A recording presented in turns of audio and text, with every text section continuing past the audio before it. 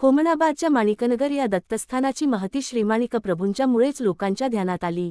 गुलबर्गा, कल्याण व बेदर या शहरांच्या त्रिकोणी भूभागास पूर्वी मणिचूल पर्वत असे नाव होते। मणिगिरी असा उल्लेख या भागाचा गुरुचरित्रकार करतात। वृषभाद्री असेही नाव या प्रदेशाचे कोठे कोठे आढळते। वीरशैव अथवा लिंगायत धर्मपंथाचे संस्थापक बसवेश्वर याच भागातले। इतिहासप्रसिद्ध चंद्रसेन जाधवाने वसविलेली जयसिंहपेठ पुढे हुमनाबाद या नावाने ओळखली गेली। सदानंद, पूर्णानंद, शिवरामस्वामी याच बसवकल्याणच्या परंपरेतील याच पावनभूमीत श्रीमाणिक प्रभूंचे अवतार कार्य झाले। माणिकप्रभू हे दत्तावतारी म्हणून प्रसिद्ध असून संगीतादी कला आणि भौतिक ऐश्वर्य यांनी शोभणारा यांचा सकलमत संप्रदाय आहे।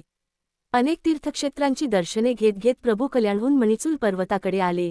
गोट्टमगोट्टीचे जंगल, करतनकल्लीच्या वक प्रभूंची समाधी, रेकोळीचा केतकीसंगम अशी काही स्थाने प्रभूंना तेथील एकांतामुळे आवडली। बेदर, झरणीनृसिंह ही स्थानेही प्रभूंना आवडली। बेदरहून प्रभू कल्याणाकडे जात असताना हुमनाबादेच्या ओढ्यावरून गडवंतीच्या वाटेस लागले। बाभळीच्या काटेरी झाडीत त्यांचा मेणा अडकला, त्यामुळे त्यांना हुमनाबादच्या जवळ संगमावरच राहावे लागले। एक सत्पुरुष सर्वज्ञ याने 350 वर्षापूर्वी भाकीत केले होते, बसवाच्या ओढ्यावर नवीन नगर होईल, माणिकप्रभू या नावाचे योगी येथे येतील। नंतर मोगलाईस नवीन वळण मिळेल। प्रभू ओढ्याच्या काठी आहेत असे समजताच सर्व बाजूंनी लोक त्यांच्या दर्शनास येऊ लागले। ओसाड व निर्जन प्रदेश गजबजून गेला। तेथे इमारती तयार झाल्या आणि माणिकनगरची उभारणी झाली। प्रभूंनी चोरांना उपदेश केला, अनेकांच्या व्याधी दूर केल्या। गुरुगंगा व बिरजक ऋषजा या दोन नद्यांच्या परिसरात माणिकनगरची वाढ होत राहिली। नगरात प्रभू वास्तव्य करून राहिले आणि एका नव्या दत्तपंथाची निर्मिती झाली। सकल संप्रदायात हिंदू, मुसलमान, जैन, लिंगायत यांना स्थान मिळून दत्तभक्तीचा विस्तार झाला। अवधूत दत्तास ऐश्वर्याची जोड मिळाली। रामनवमी, गोकुळाष्टमी, गणेश चतुर्थी, दत्तजयंती इत्यादी उत्सव थाटाने होत राहिले। प्रभूंसाठी, दत्तासाठी झोपडी होती, तेथे आता नव्या इमारती दिसू लागल्या। व्यापारपेठ वाढली, भंडारखाना तयार झाला, पाण्याची व्यवस्था झाली, चौक्या, पहारे, शिपाई यांची शिस्त वाढली। गणेश, मारुती, सर्वेश्वर यांचे महात्म्य दत्ताबरोबरच वाढीस लागले। प्रभूंच्या दरबाराचे ऐश्वर्य दृष्ट लागण्यासारखे वाढून माणिकनगर हे नवे केंद्र दत्तभक्तांना आकर्षित करून राहिले। माणिकनगरचे क्षेत्र महात्म्य भक्तांना पटत राहिले।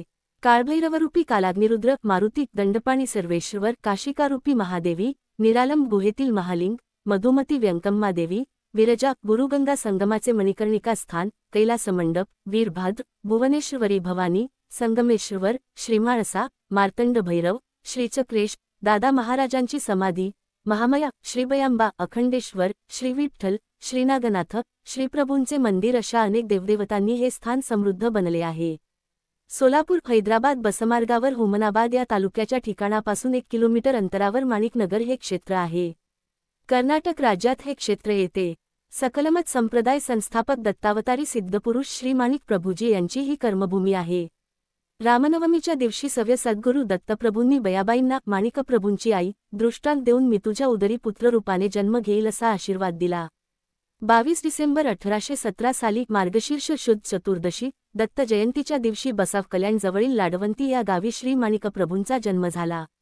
माणिकनगर, बसव कल्याण, बिदर या परिसरामध्ये प्रभूंनी अनेक अवतार लीला केल्या आहेत। त्यापैकी एक म्हणजे, ज्याप्रमाणे श्री नृसिंह सरस्वती स्वामी गाणगापूरला वास्तव्यास असताना दिवाळीच्या दिवशी आपल्या अनेक शिष्यांच्या आग्रहास्तव एकाच समयी अनेक रूपे घेऊन प्रत्येक शिष्याच्या घरी भोजनासाठी गेले आणि त्याचवेळी ते देहरूपाने गाणगापूरला सुद्धा होते, त्याचप्रमाणे श्री माणिक प्रभूजी बिदर जवळील झरणी नृसिंह येथे मुक्कामास असताना त्यांच्या अनेक हिंदू, मुस्लिम भक्तांच्या आग्रहास्तव एकाच समयी अनेक रूपे घेऊन प्रत्येक भक्ताच्या घरी भोजनास गेले आणि त्याचवेळी ते देहरूपाने झरणी येथे देहरूपाने गाढ निद्रा घेत होते। त्यांचे एक वैशिष्ट्य होते की त्यांच्या दरवाजातून कधीही कुणीही विमुख गेले नाही। शिर्डीचे साईबाबा सुद्धा त्यांच्याकडे भिक्षेसाठी आले होते। श्रीमाणिकप्रभूजी हे अक्कलकोट श्री स्वामी समर्थ महाराज यांच्या समकालीन होते। त्यांचा एकमेकांचा आपसात परिचय होता, त्यांच्या नेहमी भेटी होत असत। श्रीमाणिक प्रभूंनी सकलसंत संप्रदायाची स्थापना करून 19व्या शतकाच्या मध्यकाळामध्ये या महान देशाच्या मध्यकाळामध्ये एका मुसलमान अधिराज्यामध्ये तत्कालीन निजाम इलाका हिंदी समाजाच्या एकात्मतेचा प्रयोग यशस्वी करून आम्हापुढे एक आदर्श ठेवला। पुढे श्रीरामकृष्ण परमहंसांनी याच तत्वाचा उद्घोष केला व महात्मा गांधींनीही हेच तत्व अंगीकारून आपली राष्ट्रीयत्वाची इमारत रचली। हे एकमेव असे दत्तक्षेत्र आहे की ज्या ठिकाणी आजही गादी परंपरा सुरू आहे। माणिकप्रभू संस्थान आध्यात्मिक कार्याबरोबरच सामाजिक आणि शैक्षणिक कार्यात सुद्धा अग्रेसर आहे. अंधशाळा, वेदपाठशाळा, पब्लिक स्कूल, संगीत विद्यालय, संस्कृत पाठशाळा असे अनेक प्रकल्प यशस्वीपणे माणिकप्रभू संस्थान राबवित असून त्याद्वारे समाजातील तळागाळातील गरीब विद्यार्थ्यांना प्रवेश देऊन त्यांचा सर्वांगीण विकास केला जातो, असे दत्त अवतारी पुरुष मार्गशीर्ष शुद्ध एकादशी सन 1865 मध्ये माणिकनगर येथे संजीवन समाधीमध्ये लीन झाले.